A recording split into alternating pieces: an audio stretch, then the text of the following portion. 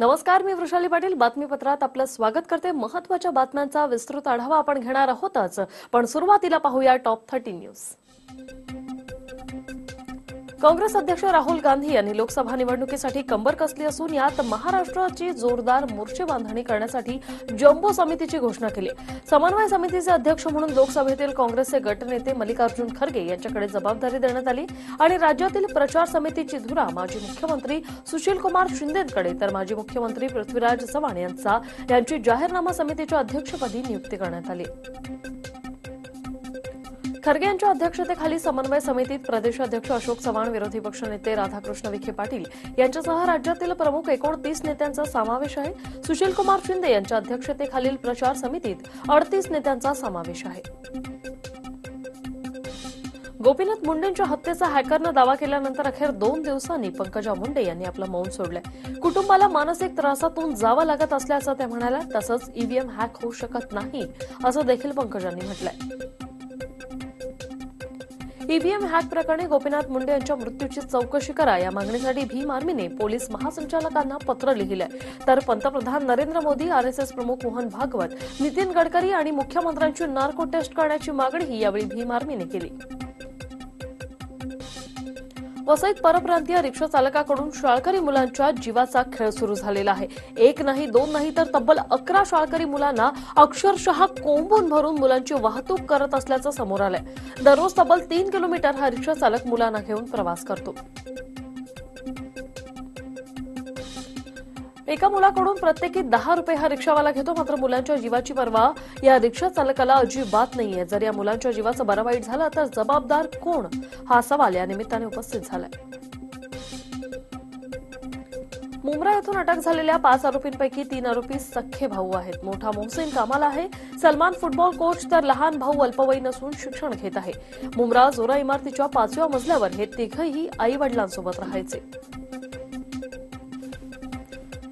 मुंबईतल्या घाटकोपर येथे जून 2018ला झालेल्या विमान दुर्घटनेत जवळपास 7 महिन्यांच्या प्रयत्नानंतर घाटकोपर पोलीस स्टेशनमध्ये युवा एव्हिएशन कंपनीच्या विरोधात गुन्हा दाखल करण्यात आला। या घटनेत 5 जणांचा मृत्यू झाला होता। रेरा कायद्याचा पहिला झटका कल्याणच्या एका बिल्डरला बसलाय। आश्वासन देऊनही वेळेत घराचा ताबा न दिल्याने घराचा लिलाव करून ग्राहकाला त्याचे पैसे व्याजासह परत करण्याचे आदेश महारेरा प्राधिकरणाने दिलेत। शाळेच्या कॅम्प दरम्यान ट्रेकिंग करताना डोंगरावरून कोसळून एका 10वीच्या विद्यार्थिनीचा दुर्दैवी मृत्यू झाल्याची घटना बदलापूरमध्ये घडली, तर एक विद्यार्थिनी गंभीर जखमी झाली असून तिच्यावर खासगी रुग्णालयात उपचार सुरू आहेत। डोंगराच्या मध्यभागी उतारावर आल्यावर पूर्वा आणि अपूर्वा 2 विद्यार्थिनींचा तोल गेल्यानं त्या घरंगळत खाली आल्या। या दोघींना जवळच्या खासगी रुग्णालयात उपचारासाठी दाखल केलं गेलं, मात्र उपचाराआधीच पूर्वाचा मृत्यू झाला तर अपूर्वा गंभीर जखमी झाली। जालना शहरातील टीव्ही सेंटर भागातून 3 दिवसांपासून बेपत्ता असलेल्या तरुणाचा शेजारीच राहणाऱ्या तरुणाने खून केल्याची घटना उघडकीस आली आहे। पोलिसांनी तपासाची चक्र वेगाने फिरवत अवघ्या 3 दिवसात हत्येचा छडा लावला आणि आरोपीला अटक केली। डॉक्टर बाबासाहेब आंबेडकर यांची इंदू मिलमध्ये बसवण्यात येणाऱ्या मूर्तीची पहिली झलक समोर आली आहे। मूर्तीची पाहणी सामाजिक न्याय मंत्री राजकुमार बडोल यांनी केली आणि ही मूर्ती 25 फूट उंचीची आहे। तर बारामतीमध्ये मोदींनी व्हिडिओ कॉन्फरन्सिंगद्वारा संवाद साधला। दरम्यान लाईव्ह संवाद साधताना नरेंद्र मोदी यांनी पवारांना टार्गेट करतील अशी अनेकांना अपेक्षा होती, पण पवारांचं कौतुक झाल्यानं कार्यकर्त्यांचा मात्र भ्रमनिरास झाला।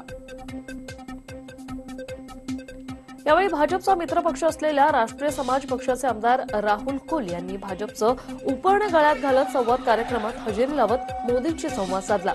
कुल यांच्या हजेरीमुळे येणाऱ्या निवडणुकीत वेगळं चित्र पाहायला मिळेल का याबाबत आता चर्चांना उधाण आलंय। पंतप्रधान कोण होणार यावरून सध्या जोरदार चर्चा सुरू आहेत आणि त्यातच या सर्व पार्श्वभूमीवर पुण्यातील एका ज्येष्ठ नागरिकानं मला पंतप्रधान व्हायचंय, त्यासाठी सर्वसामान्य नागरिकांनी मला मदत करा असं आवाहन करत शहरभर तो फिरताना दिसतोय। आज मला 2 घास भाकरी द्या व या क्षणी मला 2 रुपये मदत करा अशा आशयाचा फलक आणि दानपेटी घेऊन हावलिया शहरभर फिरताना दिसतोय। त्याच्या जवळ असलेल्या या अनोख्या फलकामुळे तो नागरिकांचं लक्ष वेधून घेतोय। प्रियंका गांधी राजकारणात आल्याने पक्षाला फायदा होणार आहे असं म्हणत आमचं सरकार आलं तर गोदावरीचं पाणी गुजरातला देऊ देणार नसल्याचं धनंजय मुंडे यांनी सांगितलंय. आज पुणे शहराचा पाणी पुरवठा बंद असणार आहे. पर्वती, जलकेंद्र, राव वॉटर, वडगाव, लष्कर आणि एसएनडीटी वारजे परिसरात पंपिंग स्टेशन दुरुस्तीची कामं आणि देखभाल दुरुस्तीसाठी पाणी पुरवठा विस्कळीत असणार आहे. तर शुक्रवारी कमी दाबानं पाणी पुरवठा होणार आहे. बर्न गार्डन पोलीस स्टेशन चौकात रस्ता ओलांडताना एनडीएच्या स्कूल बस खाली येऊन एका महिलेचा दुर्दैवी मृत्यू झाला. या अपघाताचा थरार सीसीटीव्ही कॅमेऱ्यात कैद झाला असून सुरेखा निकाळजी असं मृत्यू झालेल्या महिलेचं नाव आहे. समुद्रातील प्रदूषणावर पुण्यातील 12 वर्षीय हाजिक काझी या छोट्या वैज्ञानिकानं उत्तर शोधलंय. समुद्रातील प्लास्टिक आणि इतर कचरा काढण्यासाठी त्याने भन्नाट जहाजाची निर्मिती केली. आपल्या जहाजाचं नाव त्याने एअरवेज असं ठेवलेलं आहे. या जहाजातील तंत्रज्ञानाद्वारे पाणी, समुद्रातील जीव आणि कचरा असे 3 वेगळे गट केले जातात आणि त्यानंतर पाणी आणि समुद्रातील जीव पुन्हा समुद्रात सोडण्यात येतील आणि त्यानंतर कचऱ्याचे 5 भाग करून त्याची योग्य ती विल्हेवाट लावण्यात येईल. अशा प्रकारे जहाजात रचना करण्यात आली. खेड तालुक्यातील दावडी गावात हरण्या नावाच्या बैलाची दशक्रिया विधी पार पडली आणि यावेळी हरणाच्या प्रतिमेचे पूजन करून गावातून मिरवणूक देखील काढण्यात आली. तर गावाला जेवणही देण्यात आलं. हरणाच्या आठवणीने सातपुते कुटुंबाला दशक्रियेवेळी अश्रू रोखणे अशक्य झालं होतं. जीवनदायी आरोग्य योजनेसह इतर शासकीय योजनात बनावट रुग्ण दाखवून कोट्यावधी लाटल्याच्या आरोपावरून नागपूरच्या रामदास पेठेतील मेडिट्रीना हॉस्पिटलच्या संचालकाविरोधात फसवणुकीचा गुन्हा दाखल करण्यात आल्यानं खळबळ उडाली. 3-4 राज्यातून उपचारासाठी येणाऱ्या पेशंटची मेडिट्रीना हॉस्पिटलमध्ये लूट सुरू होती. गोरगरीब रुग्णांवर उपचारासाठी महाराष्ट्र सरकारच्या जीवनदायी योजनेतून निधी मिळत असताना ही हॉस्पिटल प्रशासन रुग्णांकडून पैसे वसूल करत होती. नागपूरच्या एलईडी महाविद्यालयात ऑरा 2019 या 5 दिवसीय सांस्कृतिक कार्यक्रमाचं आयोजन करण्यात आलं. यात सर्वांच्या आकर्षणाचं केंद्र असलेल्या मिस एलईडी या व्यक्तिमत्व शोचं म्हणजेच फॅशन शोचं आयोजन करण्यात आलं आणि या फॅशन शो मध्ये ट्रेडिशनल इंडियन ही थीम ठेवण्यात आली होती. या स्पर्धेत महाविद्यालयातीलच 32 स्पर्धकांनी भाग घेतला. फॅशन शो मध्ये सहभागी झालेल्या स्पर्धकांनी आकर्षक पेहरावात उपस्थितांची दाद मिळवली. तसंच सर्व 32 स्पर्धकांनी एकाच वेळी सादर केलेल्या नृत्यानं उपस्थितांची मनं देखील जिंकली. नाशिकमध्ये उन्हाची तीव्रता वाढू लागली असून धरणातील जलसाठ्यांमध्ये कमालीची पातळी जी आहे ती खालावत चालली आहे.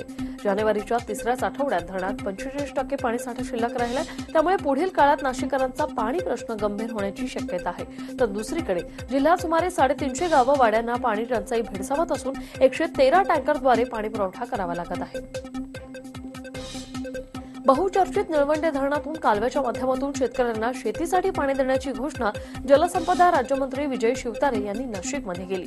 ते याच कालव्याच्या बैठकीसाठी आले असता पत्रकारांशी बोलताना त्यांनी ही घोषणा केली.